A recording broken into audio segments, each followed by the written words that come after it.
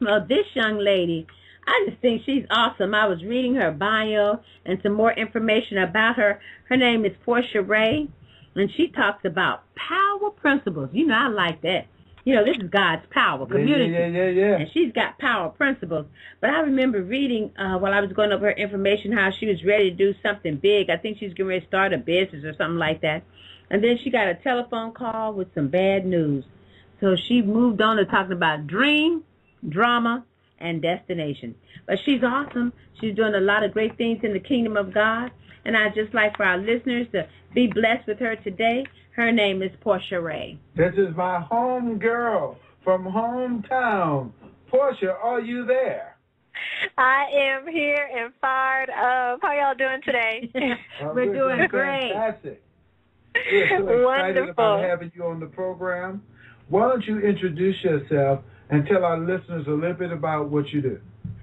Absolutely. Well, first and foremost, thank you so much for giving me the opportunity to join you two. I'm over here taking notes already on those 7 tips you just gave. I'm like, one, I got that one, and I got that one. So I'm already in a position to just learn here. But thank you so much once again. And as you all mentioned, my name is PorsheaRae. My birth name is actually Portia Mitchell. I grew up in Hearn, Texas. Was a very, very small country town, and the reason why I call myself PorsheaRae versus just Portia is because in June of 2005, my grandfather was actually kidnapped and murdered back in my hometown of Hearn, Texas, and so his name was Ray Foster. His case is still unsolved, and so part of my purpose or my reason why for what I do is to solve his murder, and so I just added Ray to my name so that as I'm introduced as a speaker while I'm out networking and taking care of business, it plugs me back into why I'm doing everything that I'm doing in the first place. So that's awesome. A personal note. Awesome. I tell you mentioned. Go ahead. No, I just said awesome. Oh yeah, it's one of those situations where, and you said it correctly, dream, drama, destination. And one thing that I have been known to do is take the tombstones, the issues that could be tombstones, and knock a person down and kill them, and just use them for stepping stones, and take that tragedy and leverage it as fuel to be triumphant. God is a God of restoration, and so I do believe that without waver that with every dramatic or traumatic event that comes forth in your life, it's a learning opportunity, and it's an opportunity to get closer and connected with God. And I've had many encounters like that along the way. I got a marketing degree, and then I used to be a brand manager for Victoria's Secret at their corporate office in Ohio, and that was when I found out about my grandfather being kidnapped and murdered. And so based on the hours I was putting in compared to what I was getting compensated, I decided to just walk away from that and pursue the development of the gift that God had given me. And I started traveling around the country, speaking motivationally to high school and college students. And, that you will not at all reach any success level in your life without enduring the process. And it's just amazing that my pastor, Pastor Charles Perry Jr. here in Rocheron, Texas, at Word of Restoration, and he was sharing with us about how the process is never exposed to us. God shows us the end result, the destination. He shows us the goal, the dream house, the dream car, the dream vacation. Y'all talking about going on a vacation and everything. And what people don't understand or realize is that for you all to be at a place to where you could just pack up and go where it is you want to go and not have to worry about anything, you have to go through a process to get here.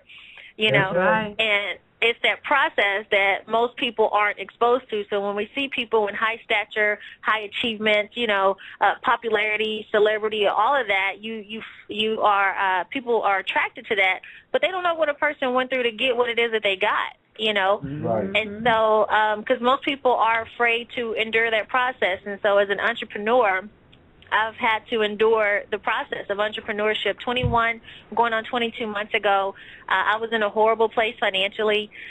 Broke would have been an understatement. Actually, that would have been an improvement. You heard the term rock bottom. I'm sure you all heard the term rock bottom before, right? Mm-hmm. Oh, we have visited that place before. Oh, yeah. Well, actually, I was under the rock. Y'all was living on top of me. I was under the rock. And so I was in the place. It was just horrible. Maxed out all my credit cards, depleted my savings account, facing eviction notices, repossession notices, and living off of payday loans with no payday. And so, you know, here I am. No payday. You know, when you broke, you get real creative. And so I have 4 payday loan companies in rotation, using one to pay the other. I was, for real, borrowing from Peter to pay Paul, but it was borrowing payday loan to pay payday loan. And so it just got bad because, you know, I'm going to church and I'm praying and I'm worshiping and everything. And I'm like, this is not how God wants me to live. Okay, so I had to look at me and say, okay, well, where are my own personal accountability, my own checks and balances? Because it's easy to blame the enemy, the devil, for everything, but majority of the time it's not him. It's just our ignorance, you know. And so I refuse to give the devil that much credit.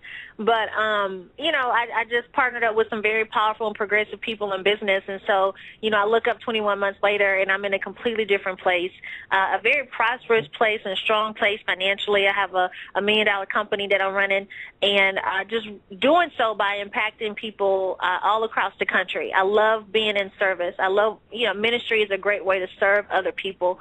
And most importantly, you serve God. And you mentioned earlier, everything that you do, when you're in your first step, you said develop a God consciousness. That's perfect because everything we do unto Him anyway. You know, That's right. And so that's what I do. That's who I am. That's what I believe. So that's just a quick little synopsis of who I am and what's going on. Well, that's really good. Now, you were talking a little bit about some of the principles and different things that we do that are not good for us. And you said the number one thing is self-sabotage. Will you explain that to our listeners, please? Oh, yes, absolutely. Self-sabotage, man. I've had too many situations like that. Basically, that's just when, you know, you pray for something good, and because it comes and it's so good, you believe it's too good to be true.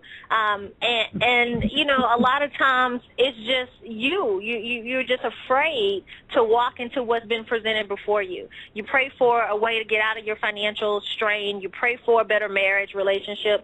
You pray for your kids to do better or do right or whatever the case may be. And when it starts to happen, because you're not used to it, kind of like a thermostat on your wall, you may set the temperature for 70 degrees. And so as soon as it gets a little warm, it'll kick in and bring you back down to 70. Or if it gets too cold, it'll kick off until it gets back to 70 degrees. We have a mental thermostat that's the same way. And so for some people, they may have a $30,000 a year mental thermostat, financial thermostat, to whereas if they're working at a job or working a business that pays them $30,000 a year, it's a comfortable temperature. But as soon as something comes to increase the temperature, they find a way to self-sabotage to kick it back down. Maybe they start going to work late and getting written up. Next thing you know, they use the excuse of, I got fired. That's why I'm not working there anymore. Or maybe they may say, you know what, the marriage just didn't work. He did this or she did that. When the truth is they just didn't do what they needed to do to make it work in the first place. It's various things. It's a person who, it's a self-esteem challenge is what it is. It's almost as if they're used to having so little that when the lot comes, they don't know how to handle it. So they find a way to go back to where it's comfortable. That's why when people get incarcerated, if you notice, as soon as they get out, they go right back and commit a crime. And they end right back in jail because they reached their freedom thermostat. It's a self-sabotage, you know, and a lot of people do it. A lot of people do it. Wow, that is so good. Yeah, and these are like power principles, huh? Yeah, you know, you got to practice the principles to participate in God's promises. You know, tithing, that's a principle, 10%. That's a law. That's right. It's a fact. It's biblical. It's written. It's in stone. And that's the thing. Principles are laws. They're God's laws. They're facts. No matter where you're from, what your age is, your race is, your professional background, doesn't matter. The law is the law, period. And if you practice that law as it is, you can get the promises. If you don't practice the law, then you won't get the promises. And that's the deal. If you change your mindset in reference to the self-sabotaging, it's a law that if you don't practice the principles to maintain what it is that you got, your blessing, you're going to lose it. And sometimes it's an intentional thing, and that's where the self-sabotaging comes into place. That's awesome. Wow.